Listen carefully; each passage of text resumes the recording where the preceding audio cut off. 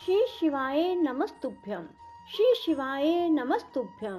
श्री शिवाय नमस्तुभ्यं।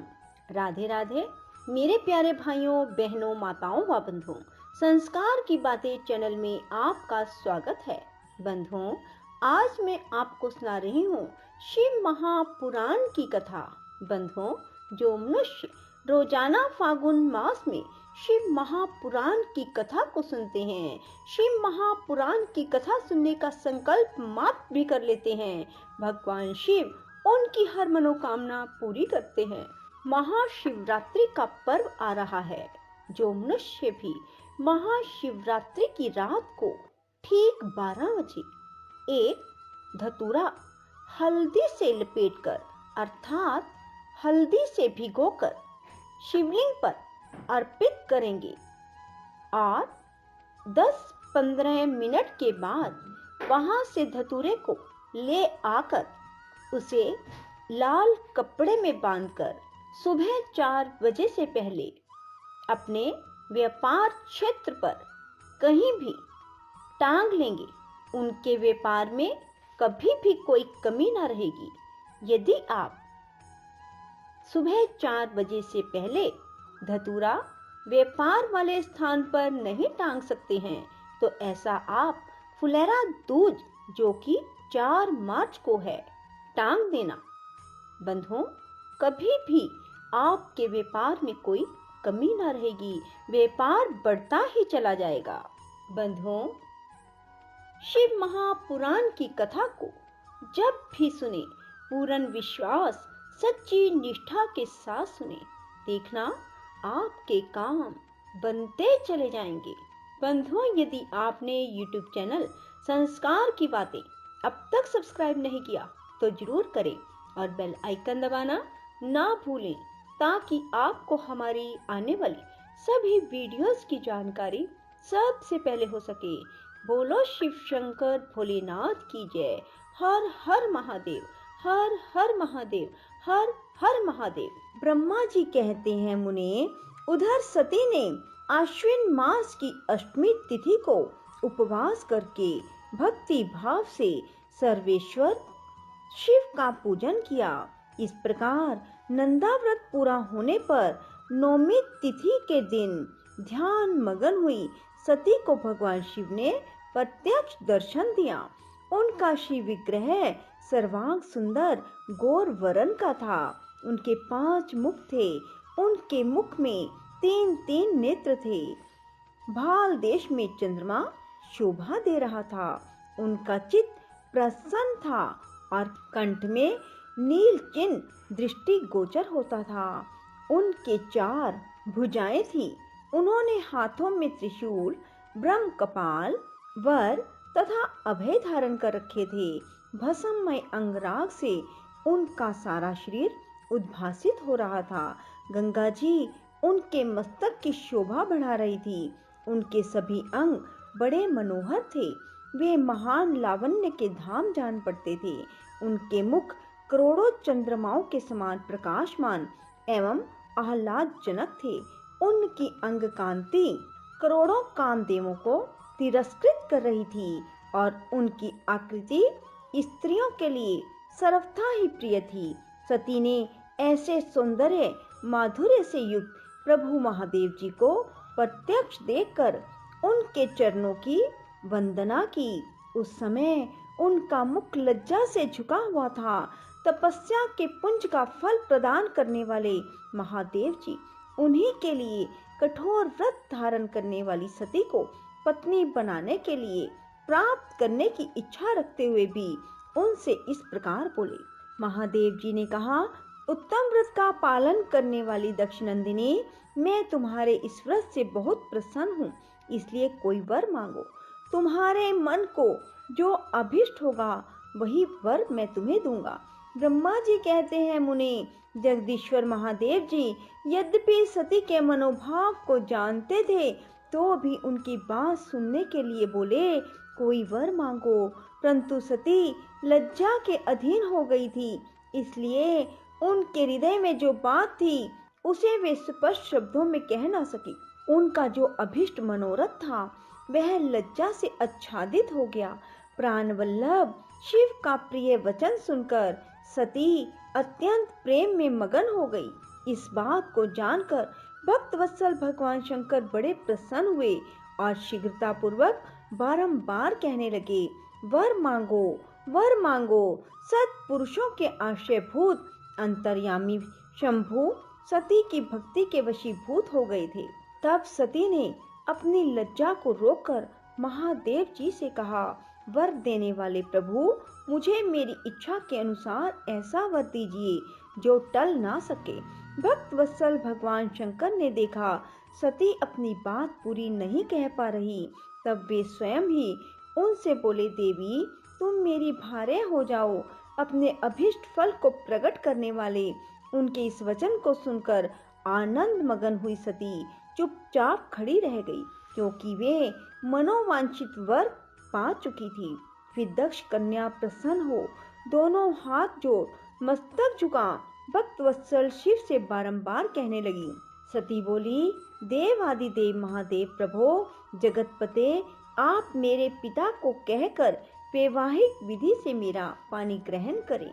ब्रह्मा जी कहते हैं, नारद, सती की यह बात सुनकर भक्त वत्सल महेश्वर ने प्रेम से उनकी ओर देखकर कहा, प्रिय ऐसा ही होगा। तब दक्ष कन्या सती भी भगवान शिव को प्रणाम करके भक्ति पूर्वक विदा मांग जाने की आज्ञा प्राप्त करके मोह और आनंद से युक्त हो माता के पास लौट गई। इधर भगवान शिव भी हिमालय पर अपने आश्रम में प्रवेश करके दक्ष कन्या सती के वियोग से कुछ कष्ट का अनुभव करते हुए उन्हीं का चिंतन करने लगे। देव ऋषि फिर मन को एकाग्र करके लौकिक गति का आश्रय ले भगवान शंकर ने मन ही मन स्मरण किया। त्रिशूलधारी महेश्वर के स्मरण करने पर उन्होंने सिद्धि से प्रेरित हो मैं तुरंत ही उनके सामने जा खड़ा हुआ। तात हिमालय के शिखर पर जहाँ सती के वियोग का अनुसरण करने वाले महादेव जी विद्यमान थे, वहीं मैं सरस्वती के साथ उपस्थित हो गया। देव ऋषि सरस्वती सहित मुझे आया देख सती के प्रेम पाश में बंधे हुए शिव उत्सुकता पूर्वक बोले। शंभु ने कहा, ब्रह्मन, मैं जब से विवाह के लिए श्वास सिद्ध कर बैठा हूँ, तब से अब मुझे इस स्वार्थ में स्वच्छ सा प्रतीत होता है। दक्ष कन्या सती ने बड़ी भक्ति से मेरी आराधना की है।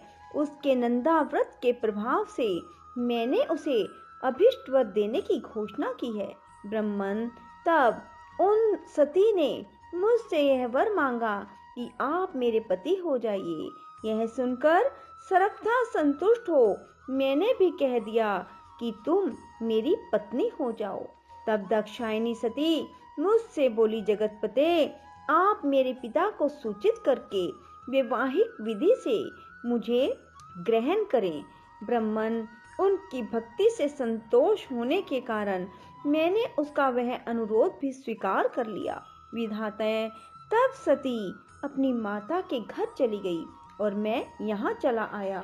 इसलिए अब तुम मेरी आज्ञा से दक्ष के घर जाओ और ऐसा यत्न करो जिससे प्रजापति दक्ष शीघ्र ही मुझे अपनी कन्या का दान कर दे।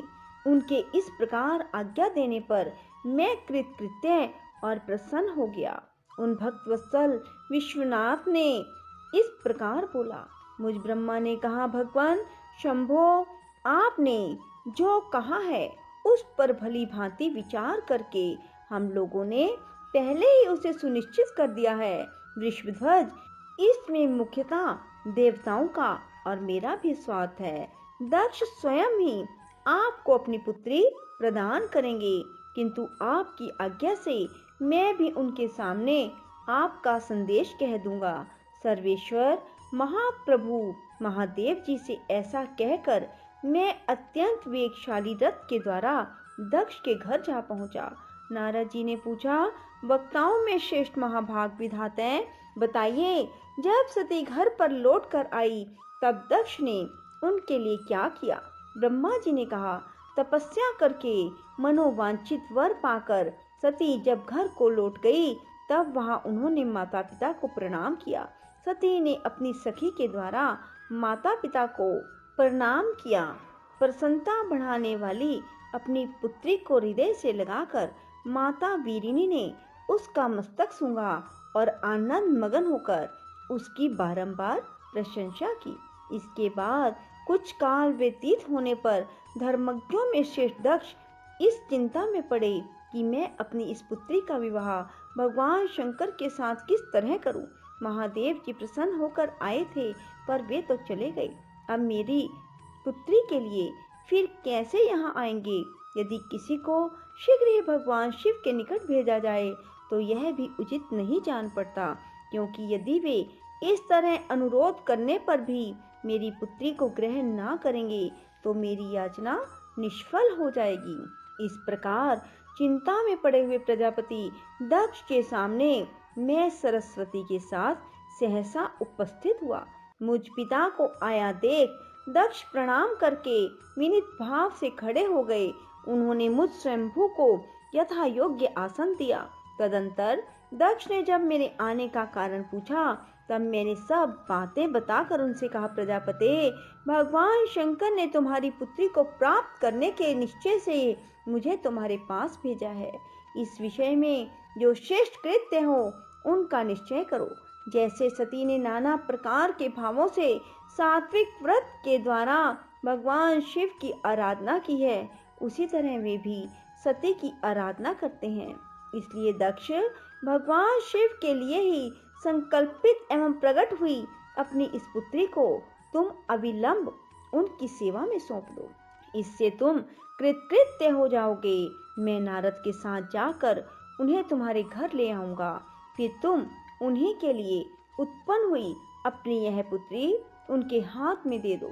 ब्रह्मा जी कहते हैं, नारद, मेरी यह बात सुनकर मेरे पुत्र दक्ष को बड़ा हर्ष हुआ। वे अत्यंत प्रसन्न होकर बोले, पिताजी, ऐसा ही होगा। मुने, तब मैं अत्यंत हर्षित हो वहां से उस स्थान को लौटा जहां लोक कल्याण में तत्पर रहने वाले भगवान शिव बड़ी उत्सुकता से मेरी प्रतीक्षा कर रहे थे। नारद, मेरे लौट आने पर स्त्री और पुत्री सहित प्रजापति दक्ष भी पूर्ण काम हो गए। वे इतने संतुष्ट हुए मानो अमृत पी कर आए हों। राधे राधे। जय श्री कृष्णा। बंधुओं, यदि आपको हमारी वीडियो पसंद आए तो इसे लाइक करें और शेयर भी जरूर करें। धन्यवाद।